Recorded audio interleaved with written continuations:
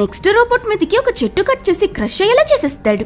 ఇలా అందర్నీ వదిలించుకున్నాక లారా వీళ్ళిద్దరిని ఊరు బయట నది ఒడ్డున తను స్టే చేస్తున్న ఒక వుడ్ హౌస్ కి తీసుకువెళ్తుంది. వాళ్ళు సేఫ్ ప్లేస్ ని రీచ్ అయ్యాక హీరో తన దగ్గర అసలు నువ్వు 2018 కి ఎందుకు వెళ్ళావు, ఏం జరిగింది, మాయా వాళ్ళు నువ్వు చనిపోయావని ఎందుకు చెప్పారని అడుగుతాడు. ఫ్యూచర్ నుంచి ఎవరైనా పాస్ట్ కి టైం ట్రావెల్ అయితే వీళ్ళ కంపెనీ వాళ్ళు అవన్నీ లాగ్ లో ఎంటర్ చేస్తారు.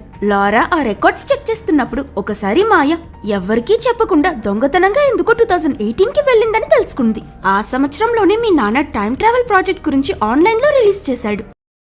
టైం ట్రావెల్ లాంటి పెద్ద విషయం ఎవరు కనిపెట్టినా గవర్నమెంట్ దాన్ని వాళ్ళ కంట్రోల్లోకి తీసుకుంటారు కదా.